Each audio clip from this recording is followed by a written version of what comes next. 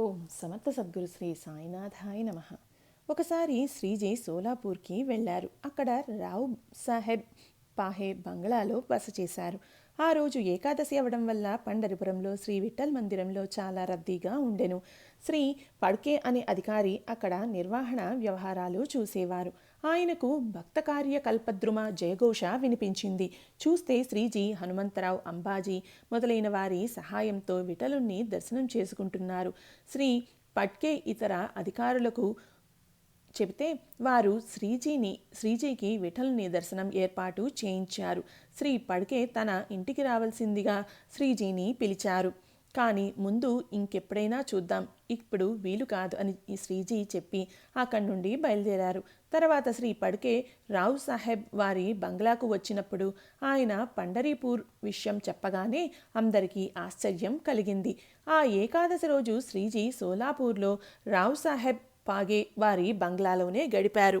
చితాపూర్ అనే గ్రామం central railway Hyderabad వాడి మార్గంలో ఒక చిన్న స్టేషన్. ఇక్కడి నుండి 1 మైలు దూరంలో నాగావేలాంబ యొక్క ప్రసిద్ధ దేవస్థానం ఉంది.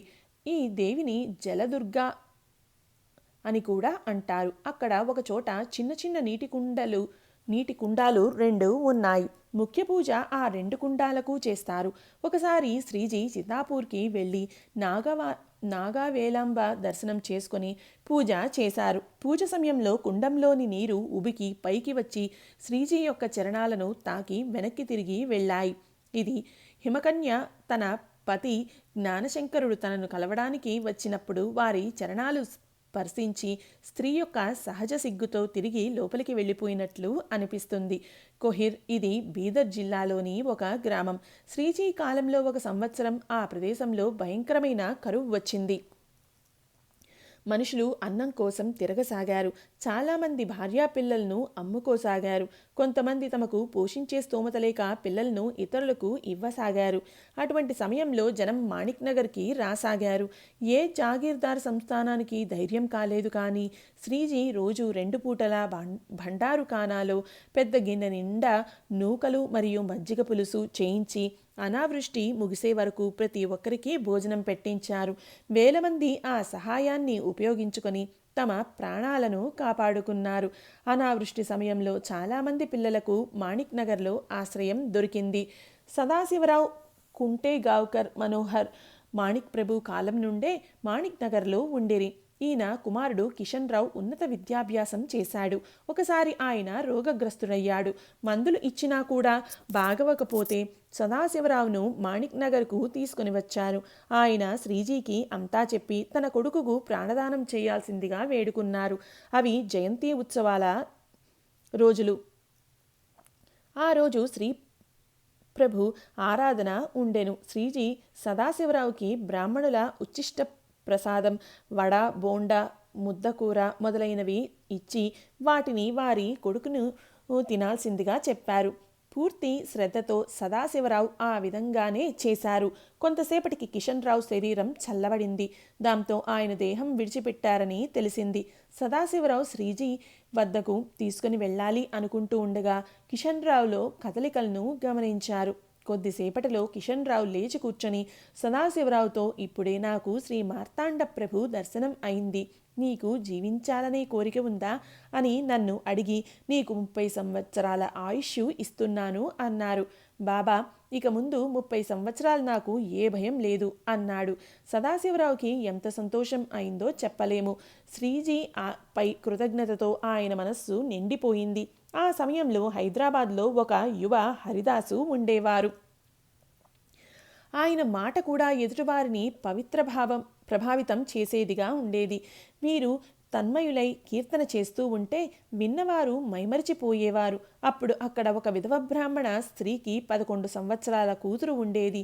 ఇతర ఆప్తులు ఎవరూ లేక విధవ బ్రాహ్మణ స్త్రీ తన బిడ్డను ఆ హరిదాసుకి ఇచ్చి పెళ్లి చేసి ఆమె కూడా అల్లుని వద్దనే ఉండసాగింది. కొన్ని రోజులకు తిరుగుతూ హరిదాసు తన మండలితో సోలాపూర్కి వెళ్ళారు. అక్కడ ఆయనను కొందరు గుర్తుపట్టగా వారు కంసాలివారు, బంగారు పనిచేసేవారు అని తెలిసింది. అప్పుడు అతడు అక్కడి నుండి పారిపోయాడు. చివరికి ఆ తల్లి బిడ్డలే మిగిలారు. వారిని కంసాలి వారు తమ జాతికిలోకి అనుమతించలేదు. బ్రాహ్మణ సమాజం వారిని తిరిగి తమ మధ్యకు రానియ్యలేదు. ఆ తల్లి బిడ్డల పరిస్థితి ఆడ అడకత్తెరలా అడకత్తెరలో పోకచెక్క అయింది. ఎవరో దయతలచి వారిని మాణిక్ నగర్లో శ్రీజీ వద్దకు తీసుకువచ్చి వదిలిపెట్టారు. వారి కథ విని శ్రీజీకి వారిపై దయ కలిగింది. శ్రీజీ విద్వాంసులైన బ్రాహ్మణులను పిలిచి పెద్ద సభ నిర్వహించి వారి ముందు ఆ అనాథ తల్లి బిడ్డల శుద్ధీకరణ పెద్ద ఎత్తున నిర్వహించారు. అప్పుడు శ్రీజీ మాటను గౌరవించి సమస్త బ్రాహ్మణ బృందం ఆ తల్లి బిడ్డలకు సహాయం అందించారు. శుద్ధి అయిన తర్వాత ఆ యువకుడితో ఆ అమ్మాయి వివాహం కూడా జరిపించారు. ఆ కాలంలో మన సమాజం ప్రవృత్తి చూస్తే ఇలాంటి పరిస్థితి నుండి బయటపడవలసిన ఆవశ్యకత ఎంతైనా ఉండేది. శ్రీ జగద్గురు శంకరాచార్యులకు ఈ విషయం చెడుగా అందించబడి సహాయం చేసిన బ్రాహ్మణులను గ్రామ బహిష్కరణ చేయవలసిందిగా చెప్పమన్నారు. కానీ ఆ విషయం జగద్గురువులకు చెప్పినవారు శ్రీజీ పేరు శంకరాచార్యులకు చెప్పలేదు. కానీ జగద్గురువులు దర్యాప్తు చేసిన తర్వాత ఈ విషయంలో శ్రీజీ స్వతహాగా వారే నిర్ణయం తీసుకున్నారని విని ఆ విషయాన్ని వదిలిపెట్టేశారు. నిజాం సర్కార్ యొక్క ప్రధానులు మహారాజ్ సర్ కిషన్ ప్రసాద్ బహాదూర్ వారికి శ్రీజీపై అమితమైన భక్తి ఉండేది. ఆయన తన వారితో వచ్చి చాలా రోజులు మాణిక్ నగర్లో ఉండేవారు. ఆయనకు శ్రీజీతో చాలా అనుభవాలు ఉండేవి.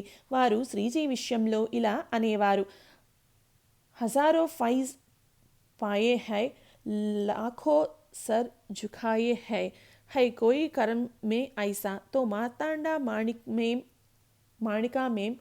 శ్రీజీ ఆజానుబాహులుగా శ్యామవర్ణంతో దృఢంగా గంభీరంగా ఉండేవారు. ఆయన స్వభావం అత్యంత మృదువై చిరునవ్వుతో ఉండేవారు. ఆయన కరుణాసముద్రులవడం వల్ల దుఃఖితుల దుఃఖ నివారణ చేసేవారు. సంపద ఆయనను వెతుక్కుంటూ వచ్చేది. ఆయన ఎప్పుడూ సంపద వెంట పడలేదు. దొరికిన సంపదంతా ఆయనకు దానధర్మాలకు ఖర్చు పెట్టేవారు. త్యాగాయ సంభృతార్థ, ఈ జీవనం త్యాగం కోసమే ఈయన బిరుదుగా ఉండేది. శ్రీజీ గుణవంతులైన వారిని మరియు ప్రియమైన భక్తులను మాత్రమే చేరదీసేవారు. శ్రీజీ స్వభావం అత్యంత ప్రేమమయంగా ఉండేది. ప్రతి వ్యక్తిలోని విశిష్ట గుణాన్ని గుర్తించి మనసారా ప్రేమతో వారిని ప్రోత్సహించే విద్య శ్రీజీ వద్ద ఉండేది. ఇలాంటి గుణాలు కలిగిన చాలామంది భక్తులలో శ్రీజీ సంప్రదాయాన్ని వ్యాపింపచేశారు. దీంట్లో శ్రీ ప్రభు యొక్క ఆదర్శాన్ని దృష్టిలో పెట్టుకుని సకలమత సంప్రదాయ బిరుదావళి అనుసరించి ప్రేమను వారధిగా చేసుకుని జాతి, మత, ధర్మం, సంప్రదాయం, అశిక్షితం, సుశిక్షితం, ధనవంతులు, బీదవాళ్ళు ఇలా ఏ భేదం చూపేవారు కాదు. లింగాయత్ సిక్ వారిలో కూడా ఈ సంప్రదాయం ప్రచారం చేశారు. ముసల్మాను సమాజంలో కూడా సంప్రదాయం ప్రత్యేకంగా అనిపించేది. పెద్ద పెద్ద ముస్లిం అధికారులు శ్రీజీ సేవ చేసే అవకాశం తమకు ఎప్పుడు లభిస్తుందా అని ఎదురు చూస్తూ అవకాశం దొరకగానే సేవ చేసి తమకు తామే ధన్యులుగా భావించేవారు. ఈ విధంగా శ్రీజీ జనుల్లోని సత్ప్రవృత్తిని నిద్రలేపి రాష్ట్రీయ ఏకత్వం కలిగే విధంగా సహాయపడేవారు. ఆయనకు వేదాంత విషయాలు సాధన చేయడం అంటే చాలా ఇష్టం. హిందుస్థాన్లో మహనీయులకు సంబంధించిన విషయాలు పుస్తకాలలో వివరంగా ఉండేవి. ఈ విషయంలో పాశ్చాత్య తత్వ జ్ఞాన గ్రంథాలను కూడా చదివేవారు. దీనివల్ల శ్రీజీకి జ్ఞానలాలస ఎక్కువగా ఉండేదని తెలుస్తుంది. ఆ కాలంలోని శాస్త్రీయ పరిశోధన ఆధారంగా మనస్తత్వ శాస్త్రంలో జరిగే ప్రగతి గురించి ఆలోచించేవారు.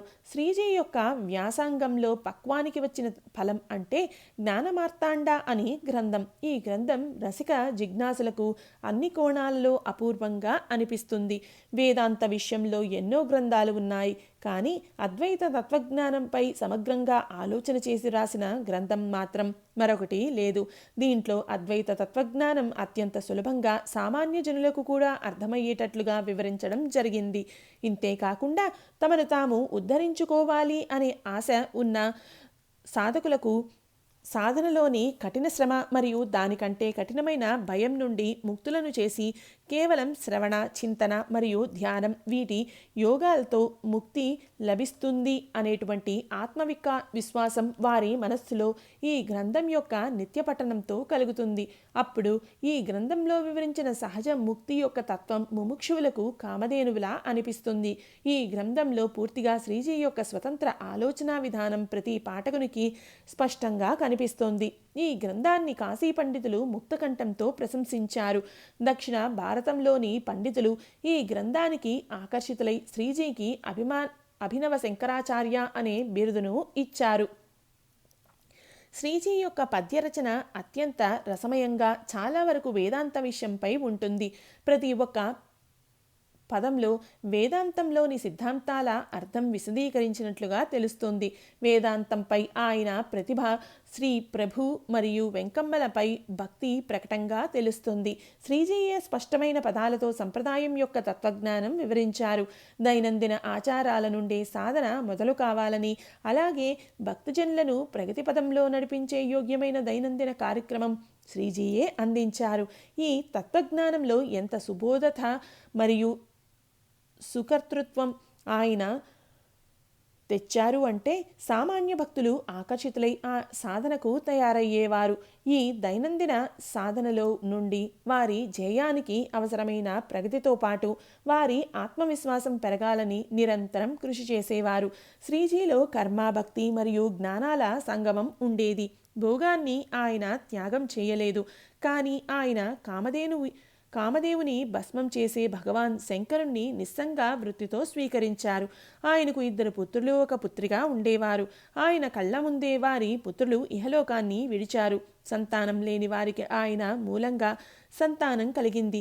అంత సామర్థ్యం ఉన్నా కూడా సంతానాపేక్ష లేకుండా ఉండేవారు. అయితే ఆయన మనస్సు ఎప్పుడూ నిశ్చింతగా ఉండేది. ఒక భక్తుడు ఈ విషయంలో శ్రీజీని ప్రశ్నించారు. అప్పుడు ఆ భక్తునితో ఆయన శ్రీప్రభు సమాధిపై ఏముందో చూసి రావాల్సిందిగా చెప్పారు. ఆయన చూసి వచ్చి మహారాజ్ ప్రభు సమాధిపై కేవలం 4 గులాబీ పువ్వులు మాత్రమే ఉన్నాయి అని చెప్పారు. అది విని శ్రీజీ ఆయనకు అర్థమయ్యేటట్లుగా ఇలా చెప్పారు.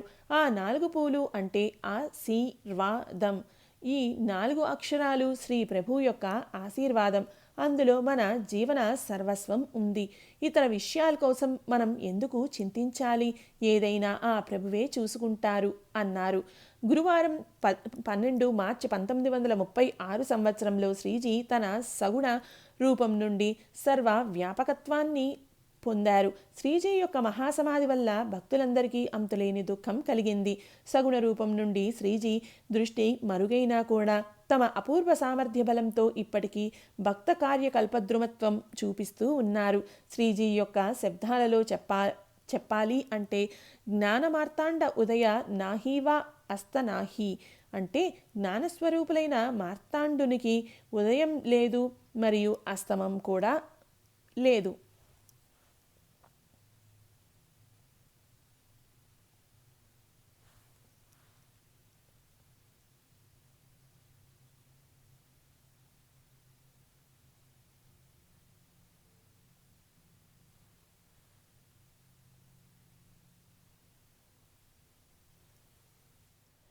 శ్రీ శంకర మాణిక్ ప్రభు, శ్రీ మార్తాండ మాణిక్ ప్రభువుల కార్యనిర్వహణ చాలా ఉన్నతమైన రీతిలో ఉండేది. శ్రీ ప్రభు మరియు సకల మత సంప్రదాయం యొక్క కీర్తి పతాకం ఆసేతు హిమాచలం ఎగురవేశారు. ఆయన ఆధ్యాత్మిక శక్తి ముందు హైదరాబాద్ నిజాం కూడా లొంగిపోయారు. ఆయన మహాసమాధి సమయంలో ఆయన పుత్రులు జీవించలేరు. అందువల్ల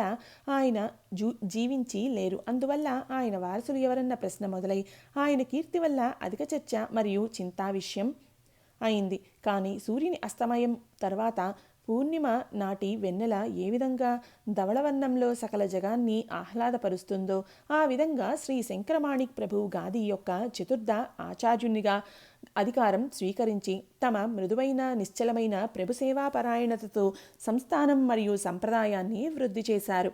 మార్తాండ మాణిక్ ప్రభువుల పెద్ద సోదరి సౌభాగ్యవతి ముక్తక్క కొడుకే శ్రీ శంకర్రావు. ఈయన మార్తాండ మాణిక్ ప్రభువుల ఆశీర్వాదంతో, శ్రీ మాణిక్ ప్రభువుల ప్రసాదంతో మాణిక్ నగర్లో సోమవారం 28 అక్టోబర్ 1895 సంవత్సరంలో జన్మించారు. 6 కుమార్తెల తర్వాత కొడుకు పుట్టడం వల్ల తల్లిదండ్రులకే కాకుండా పూర్తి మాణిక్ నగర్ వాసులకే చాలా ఆనందం కలిగింది. మొక్కుతో పుట్టడం వల్ల బారసాల రోజు బాలశంకరుణ్ణి శ్రీ మార్తాండ మాణిక్ ప్రభు ఊయలలాగా ఉన్న ప్రభు యొక్క జోడిలో వేసి జోళి పూజ నామకరణం చేసి సౌభాగ్యవతి ముక్తక్కకు ఇస్తూ ఇలా అన్నారు: ముక్తక్క, ప్రభు కార్యం కోసం ఇతను జన్మించాడు. నీవు వీడికి జన్మనిచ్చావు, కానీ ఆయా అనుకొని తల్లి ప్రేమతో పెంచు. ఈయన శిక్షణ శ్రీ మార్తాండ ప్రభువుల జ్యేష్ఠపుత్రులు బాబాసాహెబ్ మహారాజుల వారి అదుపాజ్ఞలలో జరిగింది. సంస్థానానికి ఉపయోగపడాలని పెద్ద చదువులు చదివారు. ఉస్మానియా యూనివర్సిటీ డిగ్రీ పరీక్ష ప్రథమ శ్రేణిలో ఉత్తీర్ణులయ్యారు. హైదరాబాద్కి వెళ్లి వకీలు పట్టా స్వీకరించారు. మరాఠీ, ఇంగ్లీష్ లాగే సంస్కృతం, కన్నడ, హిందూ, ఉర్దూ మరియు పార్సీ భాషలలో ప్రావీణ్యత కలిగి ఉండేవారు. డిగ్రీ తీసుకున్న తర్వాత మాణిక్ నగర్లోని బాబాసాహెబ్ మహారాజుల వద్ద ఉండి సంస్థానం యొక్క కార్యభారము చూడసాగారు. బాబాసాహెబ్ తర్వాత 1923 సంవత్సరంలో సంస్థానం యొక్క ముఖ్య కార్యభారము స్వీకరించారు. వీరి వయస్సు 14 సంవత్సరాలు ఉన్నప్పుడు శ్రావణ శుక్ల ద్వాదశి 1909లో వీరి మాతృశ్రీ ముక్తక్క మరణించారు. జన్మించగానే శ్రీ కృష్ణుణ్ణి దేవకీ యశోద ఒడిలో వేసినట్లుగా శంకర్రావుని ముక్తక్క ప్రభు జోళిలో వేశారు. అందుకని నిజమైన మాతృసుఖాన్ని ఆ ఇద్దరూ అనుభవించారు. ముక్తక్క చివరి కాలంలో తన వజ్రపు ముక్కుపుడకను శ్రీ మార్తాండ మాణిక్ ప్రభువులకు ఇచ్చి, నేను ఉన్నంత వరకు శ్రీ ప్రభు మందిరం ముందు శుభ్రపరుస్తూ వచ్చాను. నా తరువాత ఎవరు శుభ్రపరుస్తారు? అందుకని ఈ ముక్కుపుడక విక్రయించి వచ్చిన రొక్కంతో ఈ సభామండపంలో చలువరాతి బండలు వేయించమని చెప్పారు. ఆమె కోరిక మేరకు శ్రీజీ తన సోదరి మరణానంతరము సభామండపంలో ఇప్పుడు ఉన్న సుందరమైన పాలరాతి బండలు వేయించి ఆమెను చిరస్మరణీయురాల్ని చేశారు. తర్వాత 4 సంవత్సరాలకు శ్రీ మార్తాండ మాణిక్ ప్రభు గారు శ్రీ శంకర్రావు వివాహం కళ్యాణికి చెందిన వేదశాస్త్ర సంపన్నులైన దిగంబర శాస్త్రి కుమార్తెతో వైశాఖ శుక్ల దశమి 1913 సుముహూర్తంలో జరిపించారు. నూతన దంపతుల గృహప్రవేశం, లక్ష్మీ పూజ జరిగిన తర్వాత వధువు పేరు పార్వతి అని పెట్టారు. పార్వతి శంకరుల అపురూప దాంపత్యం చాలా రోజులు మాణిక్ నగర్లో ముఖ్య విషయంగా ఉండేది. ఈ దంపతులు శ్రీజీ యొక్క నీడలో 15 సంవత్సరాలు సుఖంగా సంసారం చేశారు. ఆమె కడుపులో పుట్టే బిడ్డ కోసం అందరూ ఎదురు చూడసాగారు. కానీ కాలం కలిసిరాక ఆశ్వేజ శుక్ల సప్తమి రోజు గర్భవతిగా ఉన్నప్పుడే పార్వతి శంకరుని నుండి చివరి ఆజ్ఞ తీసుకుంది. అయినా ఈ దుఃఖాన్ని దిగమింగి శ్రీ సంస్థానం యొక్క కార్యభారంపై తన కర్తవ్యంలో శ్రీ శంకర్రావు ఆవగింజంత తేడా కూడా చూపలేదు. ఆయన ఒక కర్తవ్యపరాయణులై ఉండిరి. జ్యోతిష్యం మరియు వైదికం ఆయనకు ఇష్టమైన విషయాలు. మృదంగం మరియు సంగీత జ్ఞానం ఉండేది, కానీ ఆయన నిజమైన శ్రద్ధ మాత్రం తత్వజ్ఞానంపై ఉండి దానిపై చాలా సాధన చేసేవారు. తత్వజ్ఞానంపై సవివరములైన లేఖ వ్రాసాడు.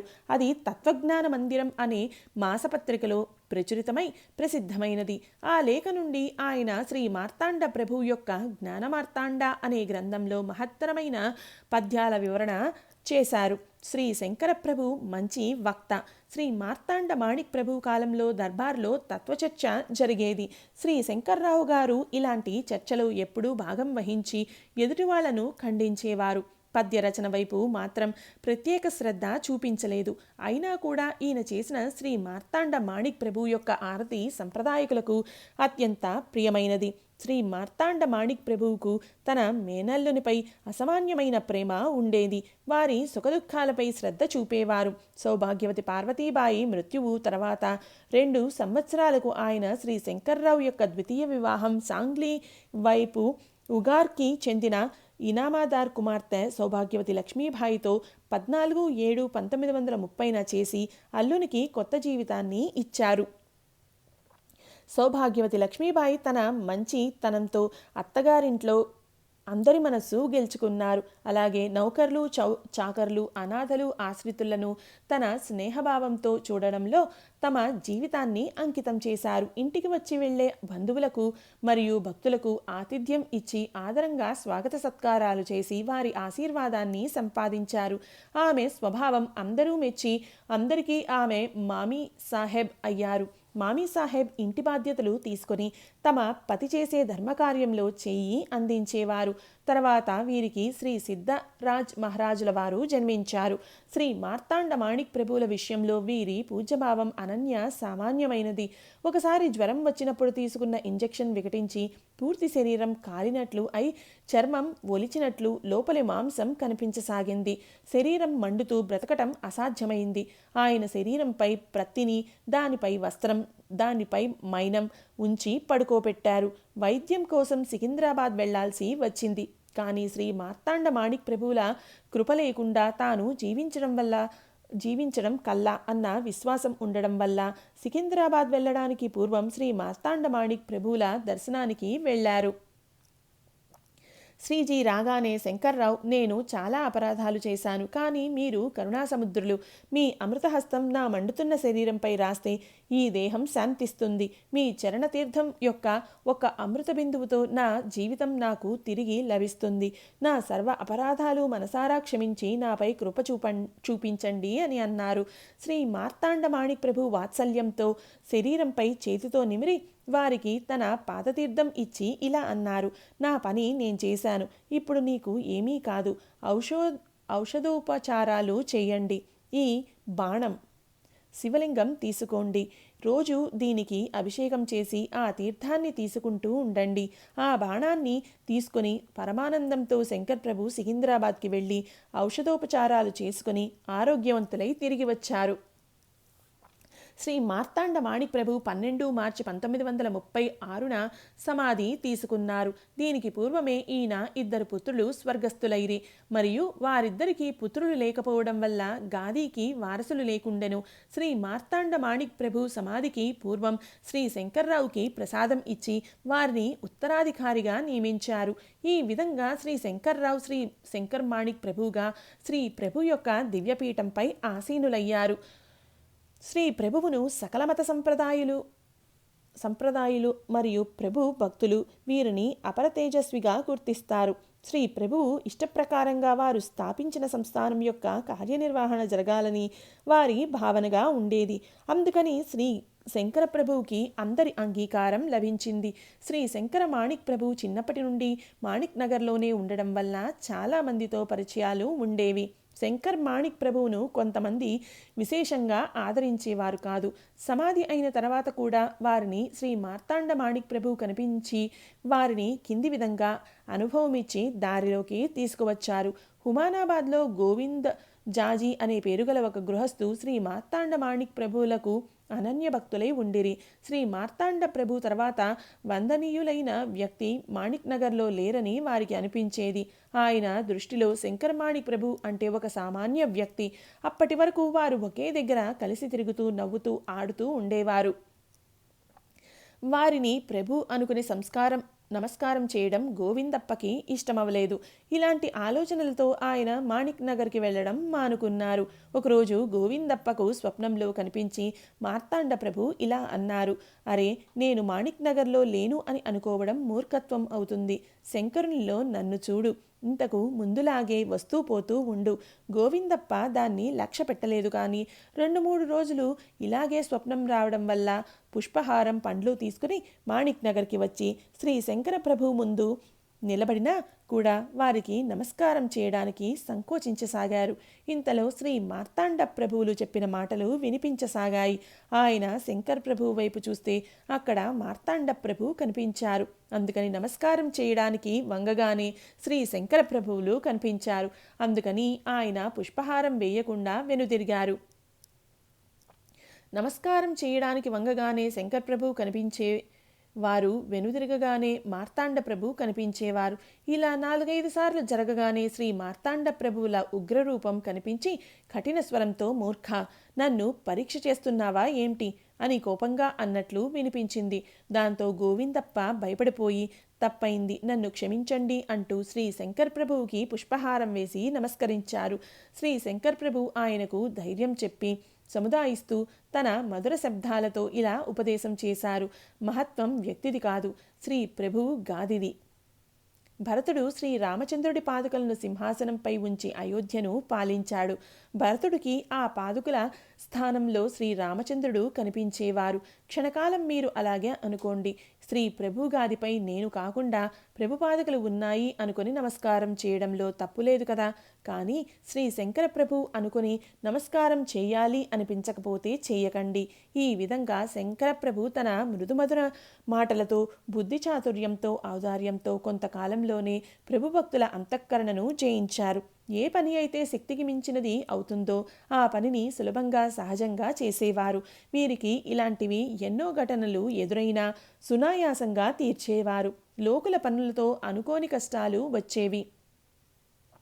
కోర్టులో కేసు వేయడానికి వెళ్లిన వారిని శ్రీ మార్తాండ మాణిక్ ప్రభు ఆశీర్వాదంతో కేసులను గెలిచేవారు. అలా ఒకసారి శ్రీ శంకర్ ప్రభువుకి విరుద్ధంగా కోర్టులో కేసు వేయబడింది. ఆ చమత్కార కథ ఇక్కడ వివరిస్తున్నాము. భీమ్సేన్ రావు కులకర్ణి వగ్దాల్ తాలూకా హుమానాబాద్కి చెందినవారు. భీమ్సేన్ రావు మరియు ఆయన తల్లి తమ తరపు నుండి శ్రీ మాణిక్ ప్రభు సమాధికి నిత్యం ఒక బ్రాహ్మణునితో అభిషేకం చేయించాలని మొక్కుకొని దానికోసం కొంత బంగారం 500 రూపాయలు శ్రీ మార్తాండ ప్రభువు వద్ద జమ చేసి ఉండిరి. శ్రీ మార్తాండ ప్రభువుల నిర్యాణం తర్వాత శ్రీ శంకర్ ప్రభువుపై వారికి విశ్వాసం లేక అనండి, జనచిత్తం అనండి, భీమసేన రావు శ్రీజీని కలవడానికి వచ్చినప్పుడు మేము శ్రీ మార్తాండ ప్రభు వద్ద బంగారం మరియు రూపాయలు ఉంచమని చెప్పి మా అవసరం వస్తే దాంట్లో నుండి తీసుకుంటామని చెప్పాము. ఇప్పుడు మాకు డబ్బు అవసరం ఉంది, మా సొమ్ము మాకు వాపసు ఇవ్వండి అన్నారు. వారికి తాము ఏ ఉద్దేశంతో పెట్టామో అది శ్రీ శంకర ప్రభువుకు తెలిసి ఉండదని అనుకున్నారు. కానీ వారి ఆలోచనకు విరుద్ధంగా శ్రీజీ ఆశ్చర్యపడుతూ ఇలా అన్నారు.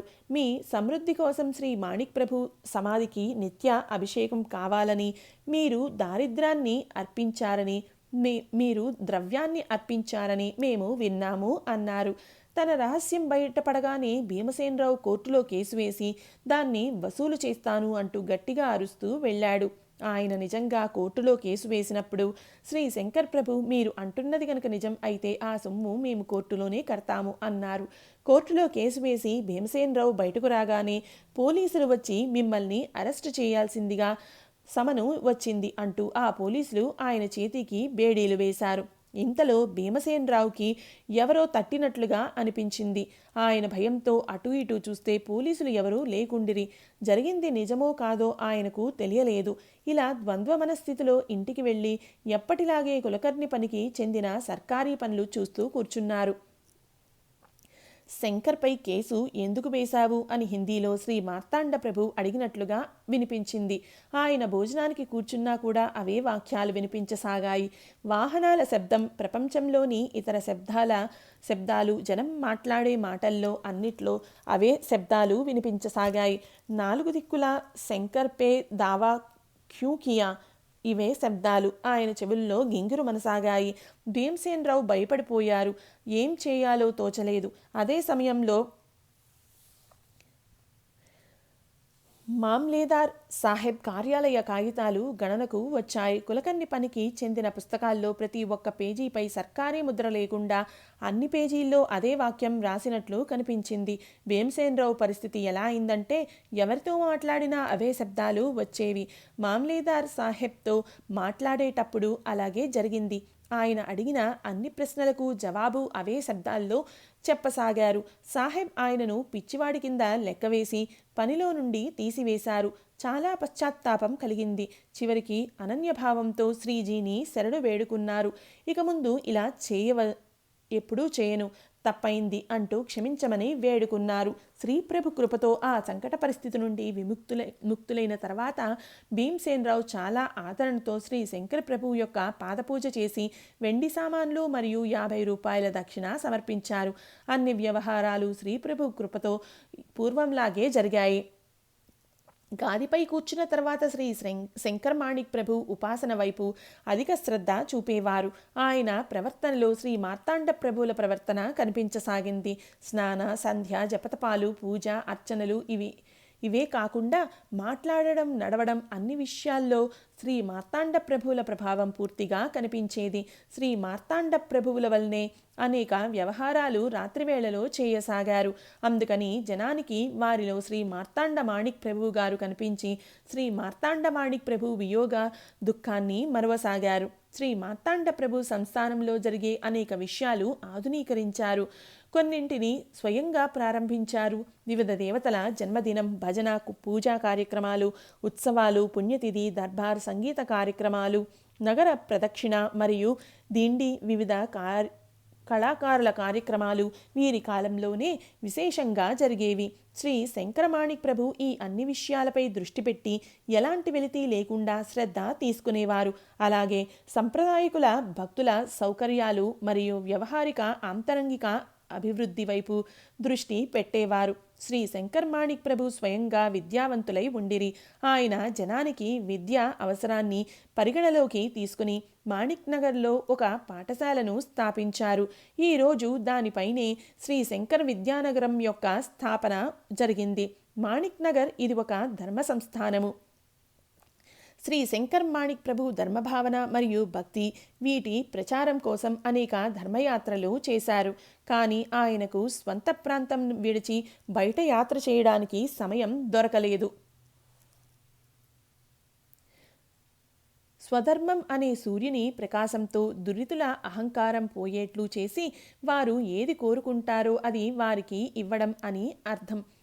ఇదే ధర్మయాత్రల ఉద్దేశం కావచ్చు. సామాన్య జనం తమ సంసారిక దుఃఖాలు, కష్టాలు దూరం అవడానికి ఇలాంటి సత్పురుషులను ఆశ్రయిస్తారు. ఈ దుఃఖాలు, కష్టాలు దూరం అవగానే వారిపై శ్రద్ధ కలిగి భక్తి మార్గంలో పడతారు. శ్రీ శంకరమాణిక్ ప్రభు కూడా ఇలా అనేక భక్తుల దుఃఖాలను, కష్టాలను దూరం చేశారు. శ్రీ శంకరమాణిక్ ప్రభు రాయచూర్కి వెళ్ళినప్పుడు అక్కడ శ్రీ మాణిక్ ప్రభు మార్కెట్లోని వ్యాపారుల అత్యంత ఉత్సాహంతో స్వాగతం పలికారు. తోరణాలు కట్టి తమ దుకాణాలు అలంకరించారు. దారి పొడుగున కల్లాపి చల్లి ముగ్గులు వేశారు. చాలా చోట్ల పూలతో అలంకరించిన కమానులు నిలబెట్టారు. అక్కడి స్వాగత సమారంభాన్ని చెబుతూ శంకరమాణిక్ ప్రభు ఇలా అన్నారు: ఈ వ్యాపారుల బజారులో వ్యవహారాలు చూస్తే వాటి నుండి విధాత విశ్వం యొక్క కార్యకలాపాలను సూక్ష్మంగా ఊహించవచ్చు. లోకహితం కాంక్షించి స్వంత వ్యాపారం చేయడానికి మించి వేరే ధర్మం లేదు. ఇదే ప్రభుసేవ. ఏ ప్రభు పేరైతే మీరు మార్కెట్కి పెట్టారో వారిని స్మరిస్తూ వ్యాపారం చేస్తే మీ కోరికలు తీరుతాయి. అలాగే మీ వ్యాపారం వృద్ధి కావాలని నేను ప్రభుచరణాల వద్ద ప్రార్థిస్తాను. అంతేకాక జనతా జనార్దుల ప్రసన్నతయే వేదాంతం యొక్క మర్మము. పరమేశ్వరునికి 5 ముఖాలు అంటారు. ఇక్కడ అయితే సహస్రముఖాలు మా ముందు ఉన్నాయి. ఇదే విరాట్ రూప దర్శనము. నా ప్రభువు యొక్క విరాట్ రూపం చూసి నాకు చాలా సంతోషం కలిగింది. శ్రీ ప్రభు ఎల్లప్పుడూ మీకు మంచి చేస్తారు. చివరికి కర్ణాటక యువ సంఘం వారికి ఉత్సాహం ఇవ్వడానికి 100 రూపాయలు ఇచ్చి ప్రసంగాన్ని ముగించారు. ఇక్కడ వీరి ఉపన్యాసం వల్ల వాచకులకు ఆయన వ్యక్తిత్వ శక్తి, వేదాంతంపై పట్టు, వారు జనం మనస్సును గెలిచే విధానం, వినమ్ర స్వభావాల ప్రత్యక్ష దర్శనం కలుగుతుంది. ప్రభు పీఠంపై ఆసీనులైన తర్వాత వారి మృదు స్వభావం వల్ల అందరికీ వారంటే అభిమానం కలిగేది. అందుకని జనం సర్వసమర్థులైన శ్రీ మార్తాండ ప్రభువుని చండశాసనుడైన సూర్యునిడితో పోల్చి శ్రీ శంకర ప్రభువుని చల్లనైన చంద్రునిగా భావించేవారు. చిన్నపిల్లలపై ప్రేమ, బీదవాళ్లపై కరుణ చూపేవారు. ఒకసారి ఎవరినైనా తన వాళ్లుగా భావిస్తే వారితో ఎప్పుడూ వేరే విధంగా నడుచుకోలేదు. వాళ్లలో మీరు, మేము అనే భేదాన్ని ఎప్పుడూ చూపలేదు. ఎవరితో ఎప్పుడూ అనుచితంగా ప్రవర్తించలేదు.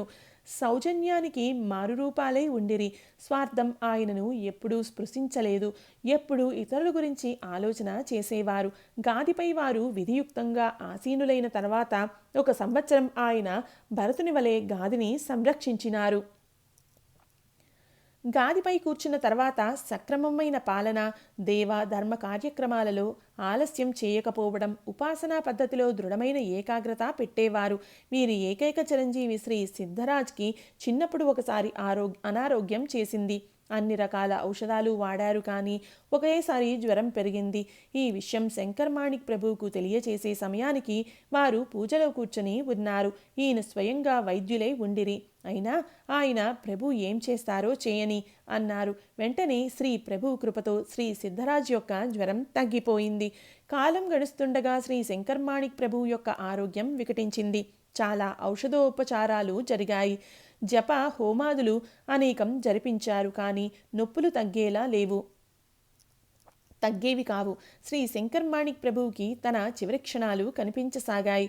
కానీ ఆయన అత్యంత ధైర్యంతో దానిని ఎదురించడానికి నిశ్చయించుకొని తన ప్రాణం పోయిన తర్వాత ఏం చెయ్యాలో ఆ తయారీ స్వయంగా ఆయనే చేసి పెట్టుకున్నారు.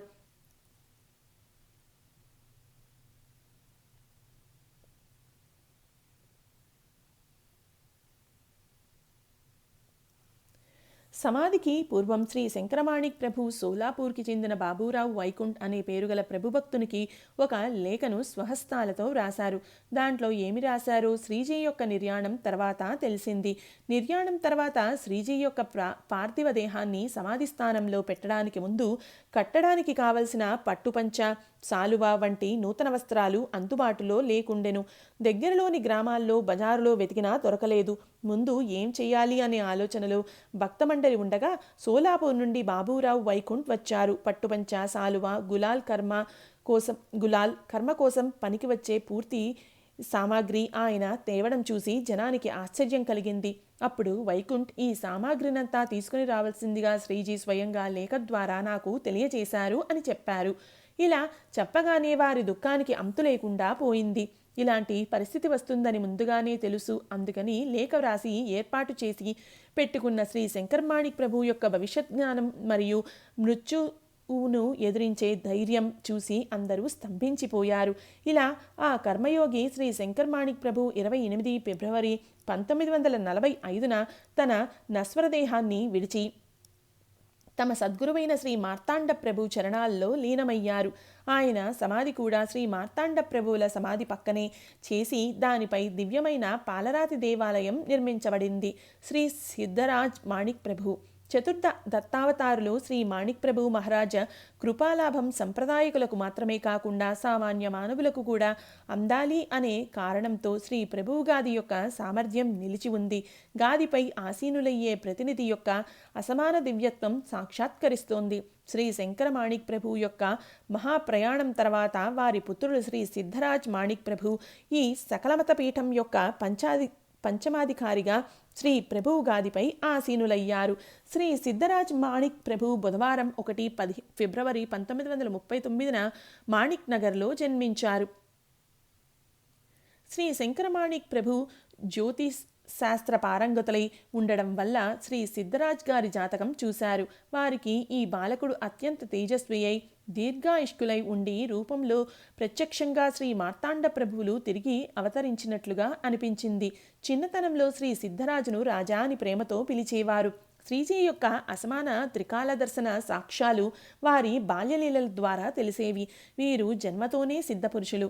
వారి బాల్య స్నేహితులలో అన్ని జాతుల మతాల పిల్లల కలయిక ఉండేది. చిన్నప్పటి నుండి వీరికి ఆటలంటే ఇష్టం. వీరి విద్యాభ్యాసం గ్వాలియర్లోని సుప్రసిద్ధ సింధియా స్కూల్లో జరిగింది. పాఠశాలలో ఉన్న సమయంలో సౌమ్యంగా, వినమ్రంగా నడుచుకుని చిన్నవారి నుండి పెద్దవారి వరకు అందరి మనసులు ఆకర్షించారు. 1956వ సంవత్సరంలో 10వ తరగతి ఉత్తీర్ణులైన తర్వాత శ్రీజీ గారి మాతృశ్రీ లక్ష్మీబాయి మాణిక్ నగర్ సంస్థానం యొక్క కార్యభారం వహించడానికి పిలిపించుకున్నారు. 1956వ సంవత్సరం మార్గశిర మాసం దత్త జయంతి ఉత్సవాల ఆరంభంలో శుభముహూర్తంలో విధియుక్తంగా దివ్య సమారంభంతో శ్రీ సిద్ధరాజ్ ప్రభుగారిని శ్రీ ప్రభు గాదిపై ఆసీనులను చేయడం జరిగింది. ఆ సమయంలో శ్రీజీ గారి వయస్సు 18 సంవత్సరాలు. అంత లేత వయస్సులో సంస్థానం యొక్క కార్యభారము వహిస్తున్నప్పటికీ ఎటువంటి ప్రతికూల పరిణామాలు ఎదురవ్వనీయలేదు. శ్రీ మాణిక్ ప్రభు కృపాబలం ఉండడం వల్ల కొన్ని మంచి పనులు తమ చేతుల నుండి జరుగుతాయని శ్రీజీ గారి దృఢ నమ్మకం. శ్రీ మాణిక్ ప్రభు తమ నుండి లోక కళ్యాణ కార్యాలు చేయించుకుంటారని నమ్మారు. ప్రభు కృపకు పాత్రులైన శ్రీ సిద్ధరాజ్ ప్రభు గారు ఎంత అధికార సంపన్నులో దీనివల్ల ఊహించవచ్చు. శ్రీజీ గారి వినమ్రమైన నడవడిక వల్ల వారి అధికార దర్పం పెరిగింది. అభిజాత రసికత, బహుశ్రుతత, ప్రశాసన కౌశల్యం, వ్యాపక విచారణ సరళి, వినమ్ర వృత్తి, ధీరోదాత్త నడవడిక, అన్ని విషయాల్లో ఆసక్తి ఇవి వీరి వ్యక్తిగతంలోని గొప్ప గుణాలు. సంసారికులై ఉండి సంసారానికి అంటకుండా నడుచుకోవడంలో వీరు నిస్సంశయంగా యశస్వితులు అయ్యారు.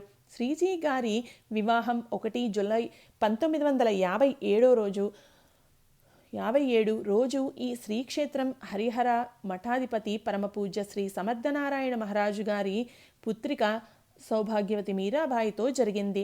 శ్రీజీకి 2 పుత్రులు, 4 కుమార్తెలు. విద్యాలయాలు మరియు ఇతర సంస్థలు. సంప్రదాయం యొక్క కర్తవ్యం పూర్తి చేస్తూ సామాజిక మరియు సాంఘిక కార్యాలలో శ్రీజీ అత్యంత శ్రద్ధ చూపేవారు. వారు స్థాపించిన మరియు వారి మార్గదర్శకత్వంలో వివిధ శిక్షణ మరియు సాంస్కృతిక సంస్థల వల్ల ఈరోజు సంస్థానం యొక్క కీర్తి భారతదేశంలోనే కాక విదేశాల్లో కూడా వ్యాపించింది. శ్రీజీ గారు ఆధ్యాత్మిక భావనను ప్రజల్లో పెంచడంలో యశస్వియుతులు అయ్యారు. దాంతోపాటే 6 దశాబ్దాల కంటే ఎక్కువ కాలం వారి నేతృత్వంలో మాణిక్ ప్రభు సంస్థానం ఒక ఆదర్శ సాంఘిక సంస్థగా రూపుదిద్దుకుంది. సామాజిక శిక్షణ సంస్థలు అభివృద్ధి జరిగి జనులకు వీటి వల్ల సరియైన మార్గదర్శకత్వం లభించి ఈ ప్రాంతంలో ఒక ఆదర్శ శైక్షణిక సంస్థలుగా గుర్తింపు పొందుతున్నాయి. వారి కాలంలో స్థాపన జరిగి ప్రస్తుతం విజయవంతంగా నడుపబడుతున్న విద్యా సంస్థలు Shri Manik Foundation, Shri Manik Education Society, Manik Public School, Shri Manik Institute of Information Technology, Shri Manik Prabhu శిక్షణ సమితి, శ్రీ మాణిక్ విద్యాలయం, శ్రీ మాణిక్ ప్రభు ప్రాథమిక పాఠశాల, శ్రీ మాణిక్ ప్రభు గ్రంథాలయం, శ్రీ మాణిక్ ప్రభు విద్యార్థి వసతి గృహం, శ్రీ మాణిక్ ప్రభు అనాథాలయం, Shri Manik Prabhu School for the Blind, Manigiri Welfare Trust, Shri Manik Prabhu వేద పాఠశాల, సంస్కృత పాఠశాల, సంగీత విద్యాలయం, సాంస్కృతిక ప్రతిష్టాన్, శ్రీ మాణిక్ ప్రభు క్రీడా మండలి. సంగీత కవిత్వాది విషయాలలో శ్రీజీ గారి నైపుణ్యం అందరికీ విదితమే. వీరి కావ్యాలలో మార్తాండ మాణిక్ ప్రభు వలె వేదాంతం అంతర్లీనంగా ఉండి భక్తి ప్రతిపదానికి కనిపిస్తుంది. ప్రతికూల పరిస్థితుల్లో గాంభీర్యంగా దృఢశక్తితో ఉన్నట్లుగా వారు వ్రాసిన ప్రభు జవళి, అసతా మగ, చింతా మజగ ఈ మరాఠీ పదాల వల్ల స్పష్టంగా తెలుస్తుంది అర్థం. ప్రభు మన వద్దనే ఉన్నప్పుడు చింత మనకేలా.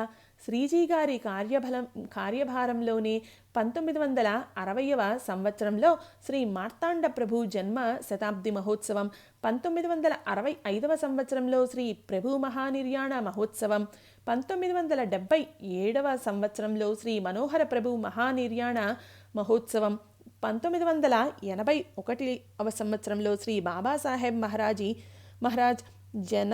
జన్మ శతాబ్ది మహోత్సవం, 1986వ సంవత్సరంలో శ్రీ మార్తాండమాణిక్ ప్రభు మహానిర్యాణ అర్ధశతాబ్ది మహోత్సవం, 1989వ సంవత్సరంలో శ్రీ గాయత్రి పురస్చరణ మహాయజ్ఞం మరియు మాణిక్ నగర్ గాండ్గాపురం పాదయాత్ర, 1995వ సంవత్సరంలో సార్ధ శత సంవత్సరీక జయంతి మహోత్సవం, 1998వ సంవత్సరంలో శ్రీ ప్రభు మందిర మహాకుంభాభిషేకం, ఇలా అనేక మహోత్సవాలను నిర్వహించి సంస్థానం యొక్క గౌరవాన్ని ఉన్నత స్థితికి తీసుకువెళ్లారు. 1969లో మరియు 1993వ సంవత్సరంలో శృంగేరి పీఠాధిపతులు జగద్గురు శంకరాచార్యులు శ్రీ సంస్థానాన్ని సందర్శించి శ్రీజీ గారి కార్యక్రమాలను చూసి ముక్తకంఠంతో ప్రశంసించి గౌరవించారు.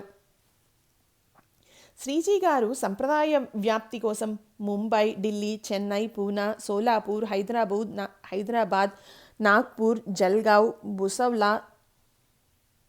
భుసావల్, అహ్మదాబాద్, ఔరంగాబాద్, భీడ్, లాతూర్, కర్నూల్ మొదలైన పట్టణాలు, నాందేడ్, గుల్బర్గా, బీదర్ వంటి చిన్న పట్టణాలు, అలాగే మహారాష్ట్ర, కర్ణాటక, ఆంధ్రప్రదేశ్, గుజరాత్ మొదలైన రాష్ట్రాలలోని చిన్న పెద్ద గ్రామాలను సందర్శించారు. శ్రీజీ గారు ఈ ప్రచార యాత్రలతో సంస్థానం కీర్తి ధ్వజాన్ని ఆసేతు హిమాచలం ఎగురవేశారు. శ్రీజీ గారి కార్యనిర్వహణలో సంస్థానం సర్వతోముఖాభివృద్ధి సాధించింది. భక్తజనుల సౌకర్యార్థం అనేక కొత్త వసతులు కల్పించబడ్డాయి. శ్రీప్రభు భక్తుల ప్రాపంచిక మరియు పారలౌకిక కోరికలను తీర్చడం కోసం శ్రీజీ గారు అహోరాత్రులు శ్రమించారు. అక్టోబర్ 6, 2009 రోజు శ్రీజీ గారు తమ భౌతిక స్వరూపాన్ని విడిచి ప్రభుస్వరూపంలో లీనమయ్యారు. ప్రభు భక్తులకు వీరి ఆశీర్వాదం మరియు మార్గదర్శనం చాలా కాలం లభించింది. వీరి సమాధి మందిరం శ్రీ మార్తాండ మాణిక్ ప్రభు మరియు శంకర్ మాణిక్ ప్రభు మందిరాల పరిసరాలలో నిర్మించబడింది. శ్రీ జ్ఞానరాజ్ మాణిక్ ప్రభు, శ్రీ సిద్ధరాజ్ మాణిక్ ప్రభువుల మహానిర్యాణం తర్వాత సకలమత ప్రభుపీఠంపై 6వ పీఠాధిపతిగా వారి జ్యేష్ఠపుత్రులు శ్రీ జ్ఞానమహారాజ్ మాణిక్ ప్రభు మహారాజులుగా ఆసీనులయ్యారు. వీరు 3 డిసెంబర్ 1958 జన్మించారు. వీరు విద్యా విభూషితులై మాస్టర్ డిగ్రీ MA పొందారు. వీరు కూడా గ్వాలియర్లోని సింధియా స్కూల్లో విద్యను అభ్యసించి అర్థశాస్త్రంలో ప్రథమ స్థానంలో 1975-76 సర్వోత్కృష్ట విద్యార్థిగా స్వర్ణ పథకంతో భారత రాష్ట్రపతి చేత గౌరవించబడ్డారు. వీరికి సంస్కృతం, హిందీ, ఉర్దూ, మరాఠీ, ఇంగ్లీష్, కన్నడ మొదలైన భాషలలో ప్రావీణ్యం ఉంది. ఆధ్యాత్మిక విద్యలలోకెల్లా ఆధ్యాత్మిక విద్య శ్రేష్టమైనది అని భగవంతుడు అన్నట్లుగా దానిని అనుసరించి ఆధ్యాత్మికం, వేదాంతం, కావ్యశాస్త్రం వారికి ఇష్టమైన విషయాలు. తమ ఉన్నతమైన కల్పనాశక్తితో ఎన్నో కావ్యరచనలు చేశారు. వారి కావ్యరచనలు జ్ఞానలహరి అనే హిందీ కవితా సంపుటిగా ప్రచురింపబడింది. వీరి కావ్యరచన చూసి సుప్రసిద్ధ రాష్ట్ర హిందీ కవి పండిత్ దినకర్ గారు అభినందించారు. వీరు తమ కావ్యరచన ఎక్కువగా ఆధ్యాత్మిక, సామాజిక విషయాలపై వ్రాశారు. మాణిక్ ప్రభు చరిత్ర, మార్తాండ ప్రబోధ 1, మార్తాండ ప్రబోధ 2 వీటిని హిందీలో రచించి సంస్థానం యొక్క గ్రంథ సంపదను వృద్ధిపరిచారు. 1975 నుండి మాణిక్ రత్న అనే మాసపత్రికను ప్రచురింపచేస్తున్నారు. సంప్రదాయ ప్రచారానికి నిజమైన గుర్తింపు వారి ఆధ్యాత్మిక ప్రవచనం వల్ల లభించింది. సంస్కార్ టీవీ ఛానల్లో సంవత్సర కాలం ప్రతి గురువారం వీరి ప్రవచన కార్యక్రమ ప్రసారం జరిగింది. శ్రీజీ యొక్క ఆధ్యాత్మిక యోగ్యతను గౌరవించడానికి గుల్బర్గా విశ్వవిద్యాలయం వీరిని గౌరవ డాక్టరేట్ అందించి సత్కరించింది. వీరు 30 సంవత్సరాల కంటే ఎక్కువ కాలం సంస్థాన కార్యదర్శిగా కార్యభారం వహించడం వల్ల, సంస్థానం మరియు సంప్రదాయాన్ని పరిపూర్ణంగా అభ్యసించడం వల్ల జీవనంలో ఉదాత్తత మరియు భవ్యత మొదలైన వాటిపై నిశ్చయమైన కల్పన కలిగి ఉన్నారు. మాణిక్ ప్రభు సంప్రదాయంలోని ప్రతి విషయం రాజయోగానికి తగినట్లుగా వైభవోపేతంగా కావాలని, మాణిక్ నగర్ అభివృద్ధి చెందడానికి కావలసిన మార్పు తీసుకురావాలని వారు నిరంతరం శ్రమిస్తున్నారు. భోజనశాల యొక్క నూతన నిర్మాణం మరియు ఆధునీకరణ, మాణిక్ ప్రభు మందిర పరిసరాల్లో సుశోభీకరణ, భక్తులకు ఆధునిక వసతులతో కూడిన నివాస వ్యవస్థ కొరకు నూతన కట్టడాలు, సంస్థానంలోని సిబ్బందిని కలుపుకొని వెళ్లడం వంటి వాటిని ప్రముఖంగా చెప్పవలసిన అవసరం ఉంది. ఇలా సంస్థాన అభివృద్ధికి అనేక విధాలుగా కృషి చేస్తున్నారు. ఈ కార్యంలో శ్రీజీ గారికి వారి సోదరుడైన శ్రీ ఆనంద్ రాజ్ గారి విశేష సహకారం లభిస్తుంది. శ్రీ ఆనంద్ రాజ్ గారు సంస్థానం యొక్క కార్యదర్శిగా కార్యభారం వహిస్తున్నారు. శ్రీజీ యొక్క వివాహం జహీరాబాద్కి చెందిన శ్రీ వెంకట్రావు కులకర్ణి గారి కుమార్తె సౌభాగ్యవతి సుభదతో జరిగింది. వీరికి 3 పుత్రులు మరియు 1 పుత్రిక ఉంది.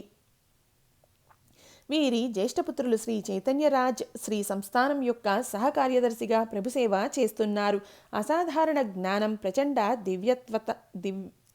విద్వత్తత, వ్యాపక అనుభవం, విశాల కర్తృత్వం మరియు కుశల కార్యదక్షత వీటి బలంపై శ్రీజీ సకలమత సంప్రదాయానికి విశాల వైభవోపేత రూపం తీసుకువచ్చి మాణిక్ ప్రభు సంస్థానం యొక్క కీర్తి ధ్వజాన్ని ఆసేతు హిమాచలం ఎగురవేస్తారని అందరికీ దృఢమైన నమ్మకం ఉంది.